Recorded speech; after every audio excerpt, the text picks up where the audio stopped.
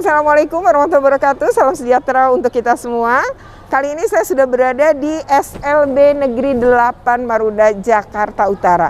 Ini memang SLB Negeri 8 ini ada 130 siswa dan dari berbagai daerah, bukan cuma dari Marunda, tapi dari peserta didik yang berada di wilayah Jakarta Utara. Nah, di sini saya akan melakukan pengawasan PTM 50%. Ternyata sedang ditutup sementara ya, semuanya di PJJ kan, karena ada kasus COVID-19 sekitar 15 ya, terdiri dari peserta didik, tenaga pendidik, juga tenaga kependidikan. Nah, seperti apa? Karena ini kali pertama nih saya melakukan pengawasan di sebuah SLB.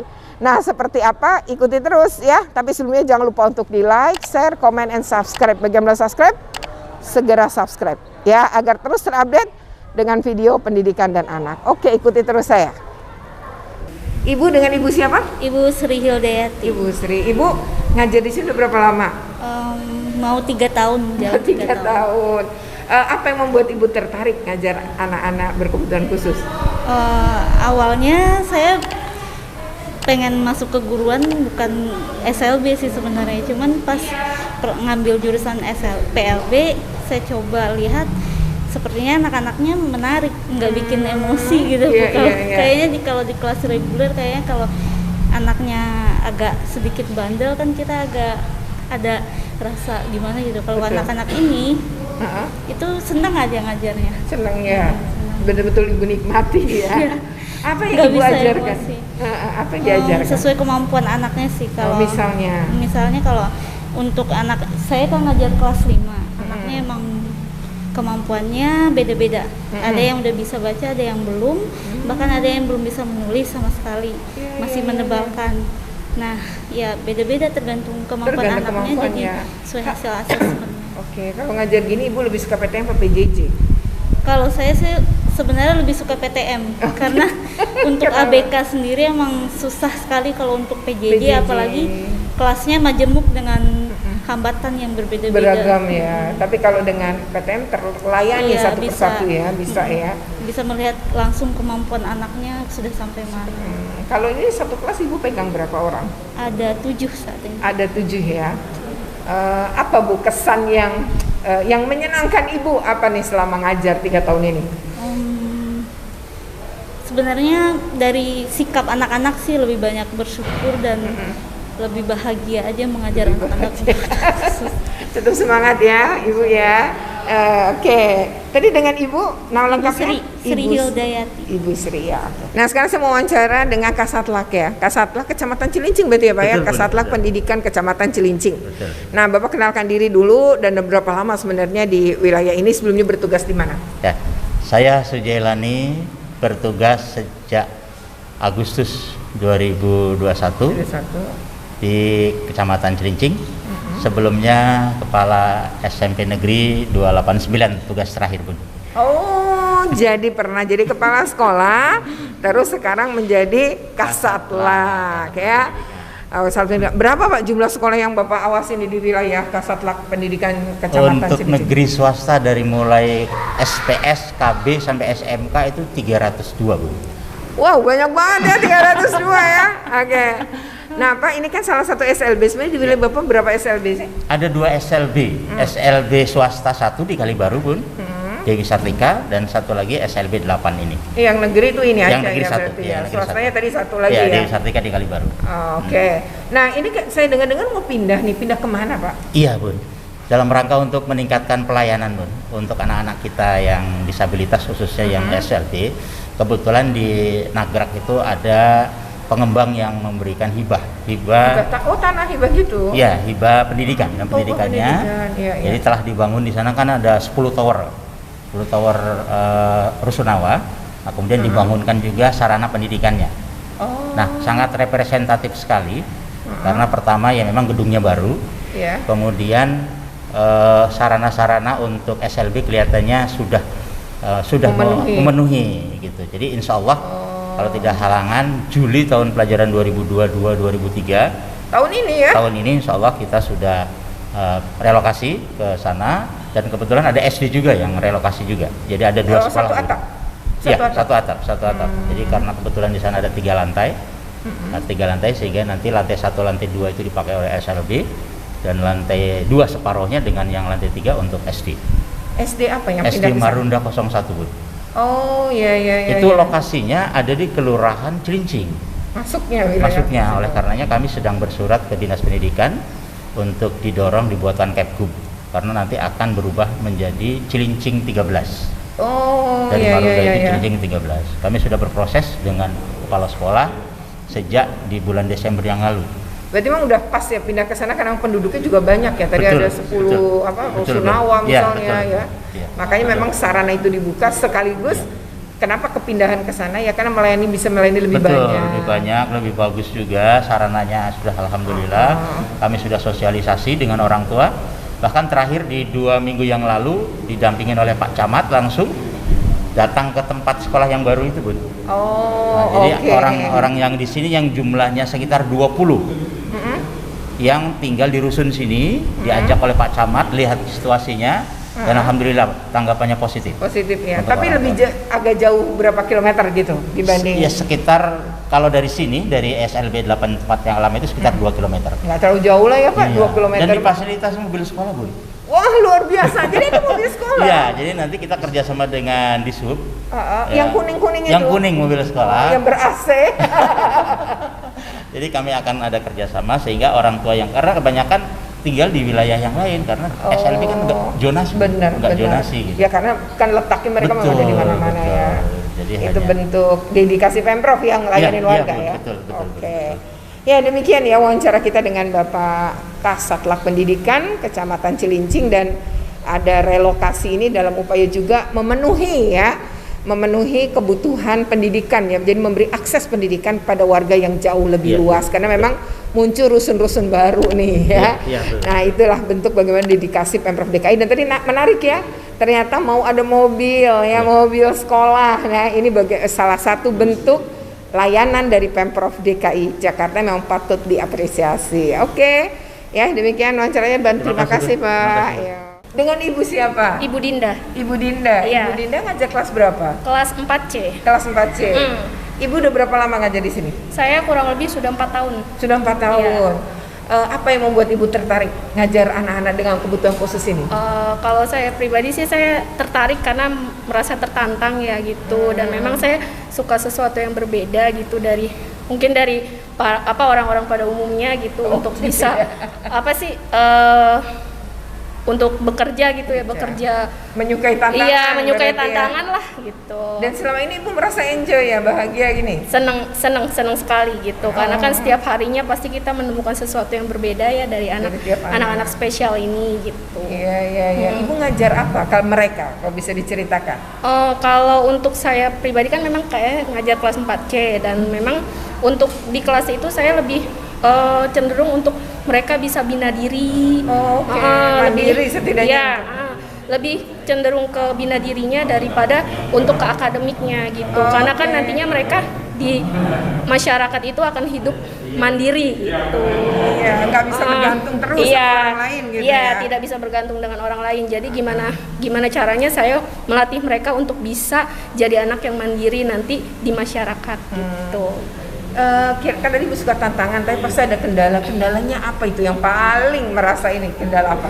Paling kendalanya sih ketika anak yang sedang tidak mood ya, misalnya kan anak setiap hari kan anak belum tentu ya moodnya itu bagus, jadi kita gimana caranya bisa mengendalikan dia untuk hari itu bisa belajar sekondusif mungkin, semut mungkin biar bisa mengikuti kegiatan pembelajaran dari pagi sampai selesai siang hari gitu. Luar biasa ya.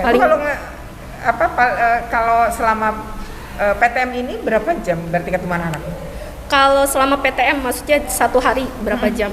Itu dimulai kegiatan dari jam 7 pagi sampai selesai sekitar jam 10 siang. Oke. Iya. Ibu lebih suka PTM atau PJJ?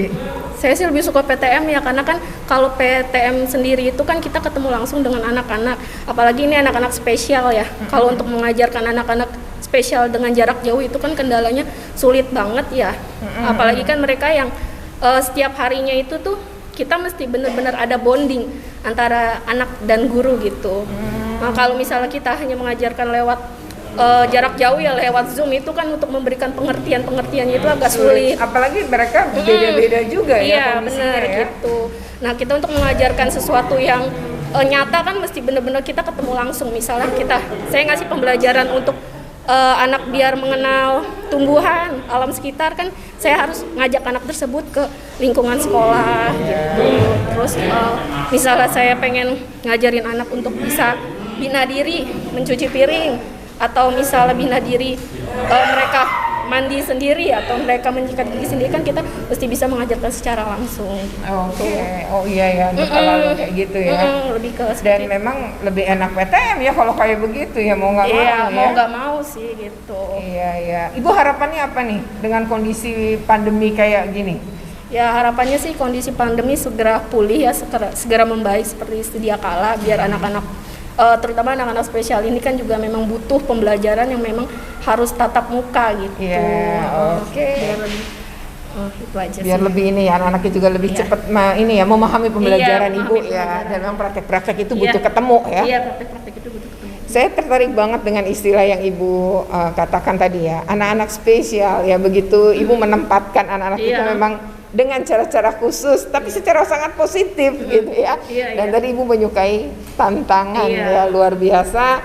Nggak mudah saya rasa ya Bu menjadi Iya. guru yang seperti ibu ya. Iya, iya. Terus semangat ya, ini betapa menariknya ya hal-hal semacam ini. Dan tadi kita sudah wawancara dengan 2 guru, sudah ketemu dengan anak-anak. Ini emang luar biasa. Dan SLB Negeri 8 ini adalah milik Pemprov DKI Jakarta yang kebetulan letaknya di wilayah Marunda, Jakarta Utara, dan sebentar lagi memang akan pindah ya, Iya.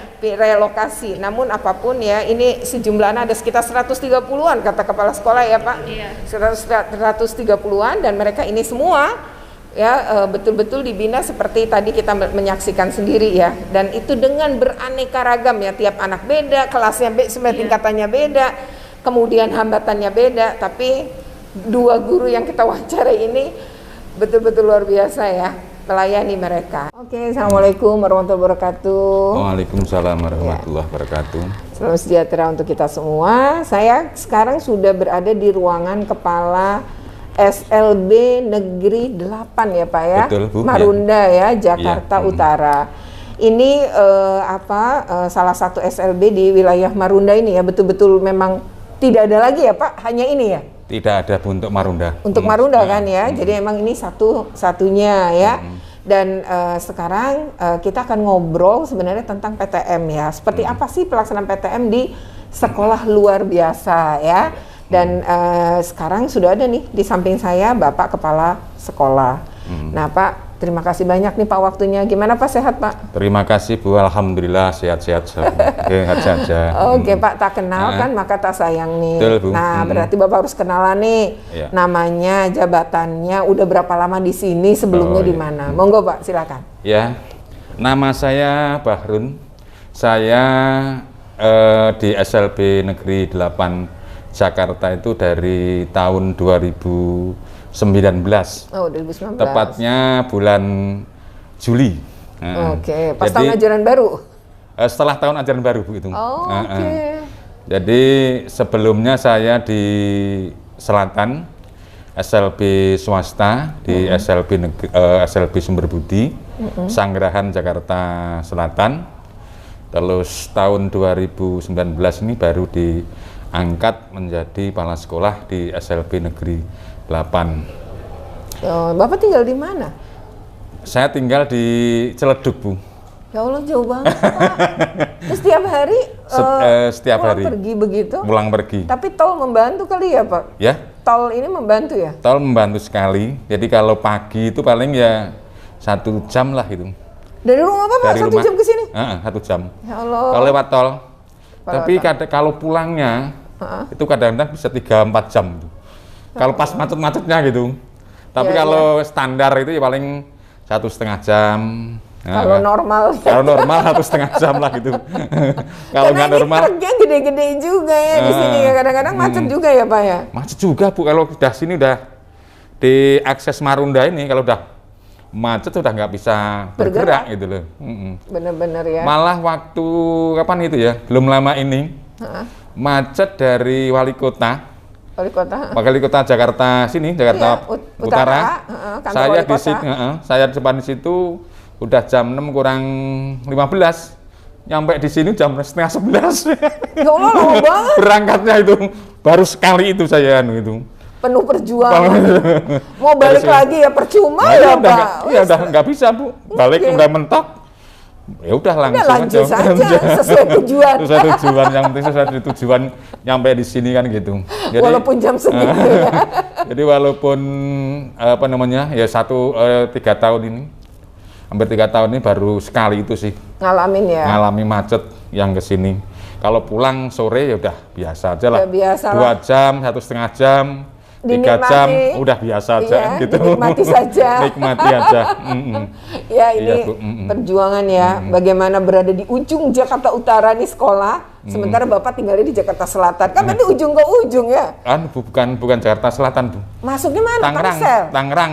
Oh, Tangerang kota Tangerang.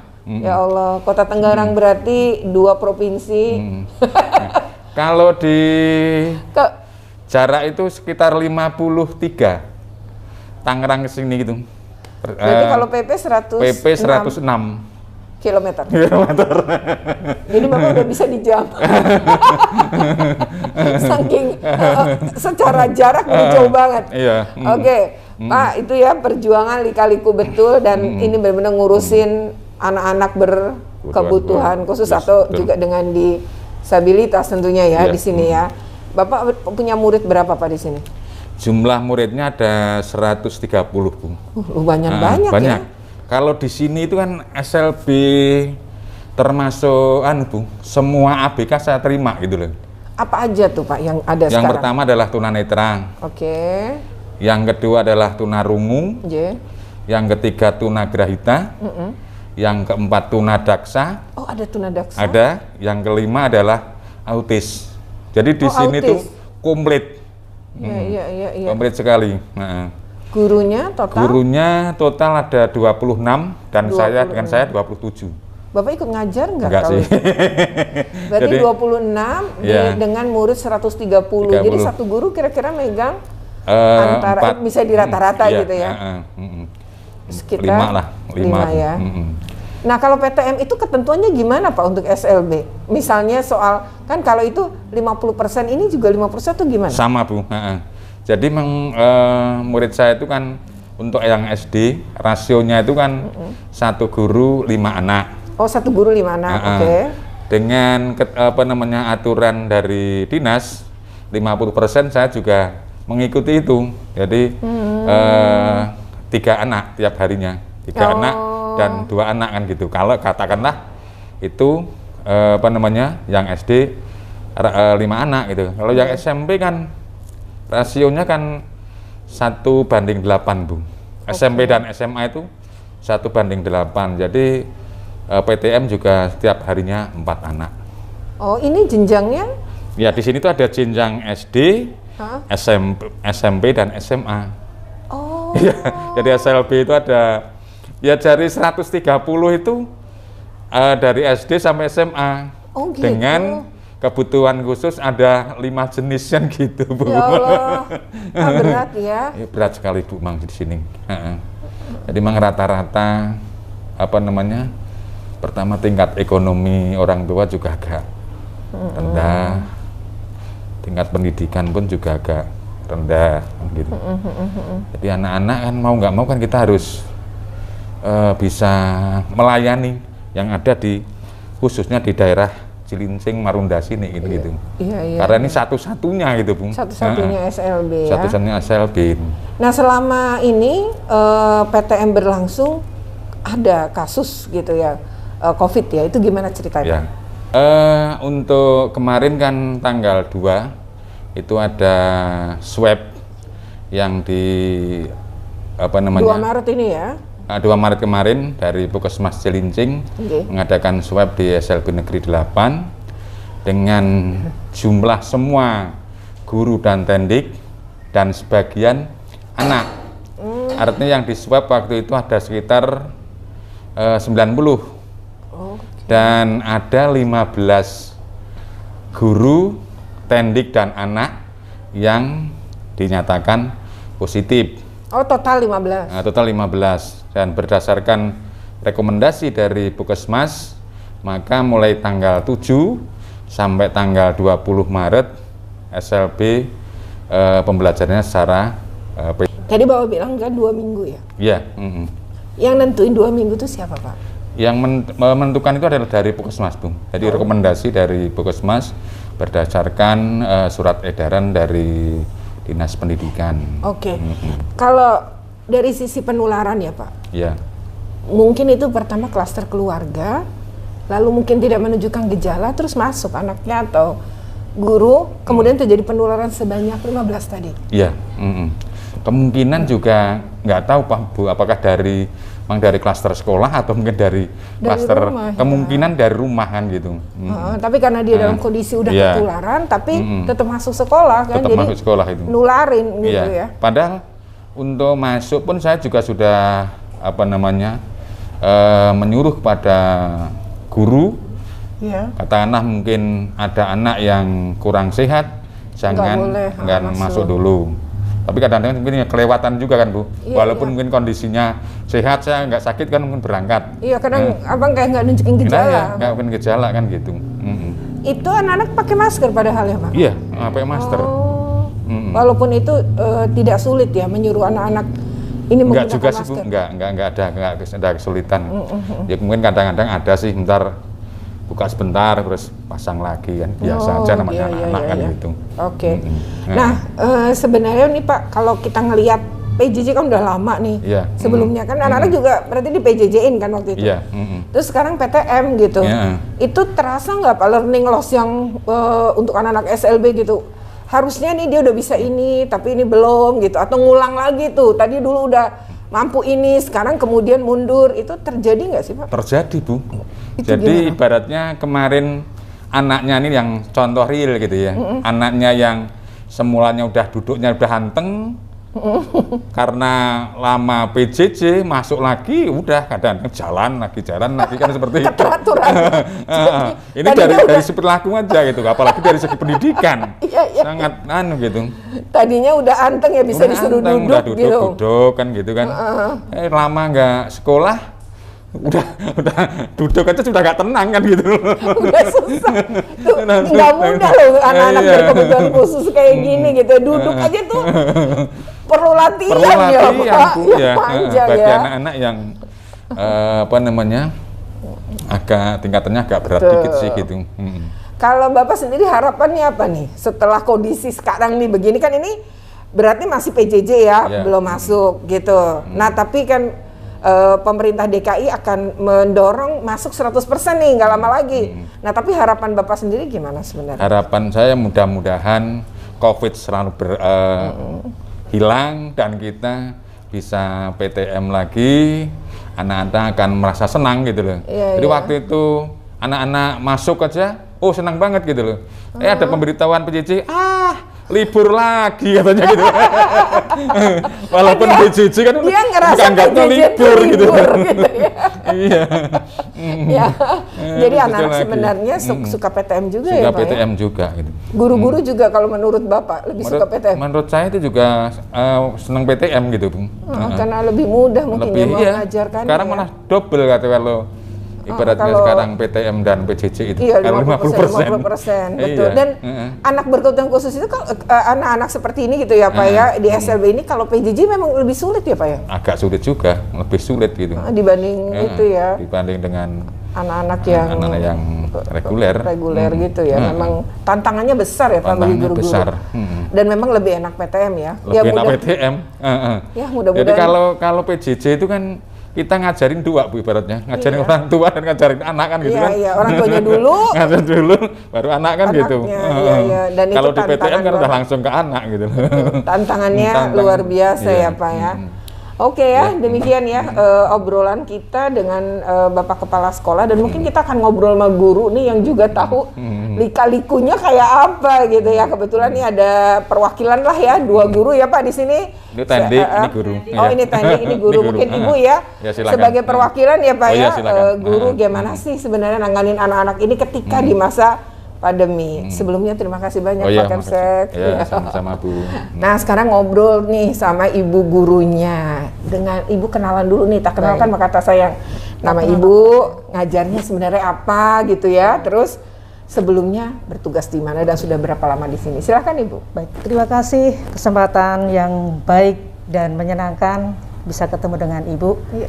Kebetulan ini tidak disangka, saya dapat tugas dari Pak Bahrun. Bu Hani nanti temenin saya di kantor. Baik Pak, ada tugas apa? Kebetulan nggak apa itu artinya di sini Bu Hani itu baru. Baru bukan berarti baru mengajar, bukan, karena saya sudah dari tahun 1995 SK pertama saya ada di Lampung, Bu. Saya sudah lama mengajar, kurang lebih ada 27 tahun saya mengajar. Lama, ya? Kemudian pindah dari Lampung ke Jakarta tahun 2001 di SLB Kembar Karya 2. Kemudian pindah lagi. Pindahnya kenapa kok pindah-pindah? Karena masalah posisi wilayah waktu itu, Bu. Sehingga Bedol Deso pindah ke SLB Bina Karya Insani, di situ 10 tahun. Kemudian karena saya kok semakin tua, ya pengen dekat dengan rumah pekerjaan saya biar nggak terlalu lama di perjalanan. Gimana 45 menit dari sini setiap hari, belum kalau macet. Nah akhirnya diberikan pertolongan, diberikan jalan. Saya tanya-tanya, barangkali masih ada kesempatan saya pindah ke SLB negeri mana yang kira-kira masih mau nerima saya, masih ada tempat gitu. Akhirnya oleh Bapak Bahrun masih ada anjab yang bisa menerima guru di sini. Alhamdulillah di sini ya. Diterima sejak 2022 bulan Januari. Oh iya 3 bulannya lalu. Ya, itu pun pertengahan baru bisa bergabung di SLB Negeri 8 ini. Dengan Ibu siapa Saya namanya? Ibu Suharni. Ibu Suharni, Pak. Ya, Ibu Suharni sebenarnya istilahnya ngajar apa itu kalau di SLB ini? Baik.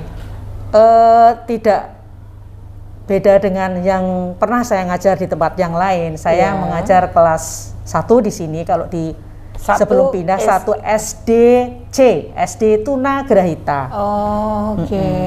Kalau kemarin saya kelas 4 itu juga Tunagrahita. Oh, itu ada spesifikasinya kayak gitu ya, Bu? Ada, Bu, ada.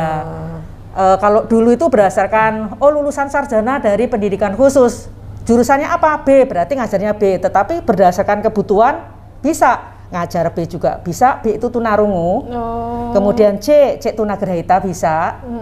Begitu. Autis pun juga bisa. Okay. Tapi kalau ke tunanetra biasanya agak mengalami kendala karena kita nggak fokus ke braille-nya. Iya. Memang itu khusus ya, Bu, untuk braille ya. Bu, betul.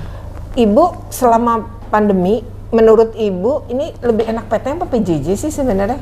Kalau saya sebagai guru enak PTM, Bu. Kenapa, Bu? Kalau di PJJ itu, Bu, saya sudah absen dari pagi untuk diri saya sendiri. Sudah dikasih tahu anak-anak, ayo bangun. Itu sudah di WA, Bu, japri ke orang tua. Meskipun ada grup. Nanti dia, Bu, absennya jangan sampai terlambat dari jam 7:30 atau jam 8, Bu Guru kasih tahu. Nanti dibilang kalau nggak absen itu alfa lo ya. Sudah dikasih tahu bapaknya pun, ibunya pun seperti itu. Tapi ya namanya anaknya, Bu belum bangun, difotoin belum bangun, Bu. Baru 8:30, Bu mohon maaf ini baru bangun. Wah, lah ini nanti laporannya dari sekolah saya mesti juga kena sanksi. Anaknya kenapa belum? Karena masih kecil, masih kelas 1. Jadi masih susah dikendalikan, barangkali seperti itu untuk orang tuanya. Tapi ketika PTM itu ya datang, Bu, 7:30 ya sudah pada bagus, sudah nyampe di sekolah. Tapi kalau PJJ itu saya sampai Gembrobes kadang nungguin setengah jam baru nongol 1 di gitu. Zoom Meet atau di Google Meet gitu ya? Bukan, kita WA aja, Bu. Karena orang tuanya banyak yang nggak punya. Saya lihat itu, Bu mohon maaf PJJ-nya nanti laporannya terlambat karena bapaknya karena HP-nya cuma 1 di bawah bapak. Bu mohon maaf HP-nya ini di bawah kakaknya. Jadi nanti laporannya telat. Bu, maaf, jadi gitu setiap hari. Lebih lelah ya Bu kalau kayak Oke, gitu ya. oke, Ibu tunggu. Sabar banget Ibu. Terus? Baik, Ibu tunggu sampai nanti jam 3. Soalnya laporannya jam 2 itu sudah maksimal. Kalau nanti nggak ada yang laporan, berarti nggak pernah mengerjakan tugas Ibu ya. Nanti didobel Bu, 1 minggu itu didobel. Di situ dikasihkan. Itu yang ngerjakan juga mungkin orang tuanya Bu. Orang tuanya semuanya pada sibuk. Kalau saya tanya, Bapak kenapa kok seperti ini? Ya Bu, karena dua-duanya bekerja. Anaknya nggak ada yang nganter, anaknya nggak ada yang mendampingi. Ya sudahlah Pak, monggo diatur seperti apa karena ini juga kebutuhan dari Bapak Ibu yang ada di rumah. Memang PJJ itu butuh bimbingan orang tua, pengawasan orang tua Bu. ya. Jadi kalau kita enggak harus agak sulit kayak tadi Ibu nggak cerita. bisa dipoto, nggak bisa. Tadi pagi tuh ada yang diniin tangannya sama bapaknya karena baru pemula Bu. Iya. Jadi kita juga kalau pas masuk itu ya meskipun sifatnya satu kelas tapi kita pendidikan individu. Geser ke sini anaknya. Oke, ini dulu ya. Kamu nggak boleh marah sama yang ini baru Bu Harni. Nanti geser lagi, geser terus Bu. Jadi nggak bisa secara klasikal, tetap individual. Karena juga masing-masing beda ya. Apalagi ada autisnya, ada Down syndrome-nya di situ. Terus ada yang kembar itu beda karakternya.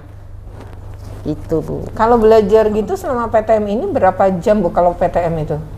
Kalau PTM kemarin berdasarkan arahan dari Bapak Bahrun itu masuk jam 7.30, pulangnya jam 9.30. Oh, 2 jaman ya sekitar itu ya. Dan dengan megang 3 itu ya tadi ya geser-geser tadi itu udah maksimal banget ya. Kebetulan saya 8. Oh, 8. Kalau menurut Bapak tadi itu secara normalnya itu, tapi kebetulan ini pas kelas 1 itu ada 8 siswa. Ya 8 itu misalnya ada yang izin 1, jadi masih ada 7 seperti itu. Dan Ibu megang sendiri itu? Iya, tapi sudah biasa Bu. Di SLB swasta lebih banyak lagi malahan. Oke. Jadi itu standar minimal kalau menurut Bapak. Tadi standar minimal untuk guru SD itu 1 dibanding 4. Tapi kebanyakan lebih daripada itu ada banyak Bu. Iya, karena memang kondisinya ya. Kita nggak tahu dalam 1 tahun itu berapa murid dan lain-lain ya. Iya datang betul. ke sini dan itu tantangan betul ya. Ternyata Ibu juga lebih menyukai PTM karena memang lebih memudahkan. Yang kedua juga tadi nggak usah nunggu-nunggu seperti cerita tadi gitu ya. Bu. Dan itu luar biasa dan secara keterampilan mungkin anak-anak ini langsung bertemu ya Bu. Langsung bertemu, senang bertemu dengan guru ataupun teman-temannya. Jadi lebih punya semangat gitu ya. Ibu gurunya juga semangat jadinya. Semangat. Nah, terakhir harapan Ibu apa Bu? Harapan saya semoga pandemi ini cepat berlalu. Dan kami sebagai Bapak dan Ibu guru yang mengajar anak-anak ABK, terutama anak-anak ini kan senang kalau ketemu dengan guru, semangat kalau ketemu dengan guru, sehingga anak-anak ini akan menumbuhkan lebih maju lagi dalam pembelajarannya, lebih semangat lagi, apalagi ini mau ujian kelas 6, SMP yang kelas 3 ujian, SMA ujian Bu. Kalau di rumah otomatis yang ngerjakan itu siapa? Pasti orang tuanya semua, tapi kalau di sekolah meskipun dibantu oleh guru itu hanya beberapa persen. Tapi yang sebenarnya anaknya semangat dulu. Iya, betul. Keteraturannya terbangun dulu juga ya Bu ya.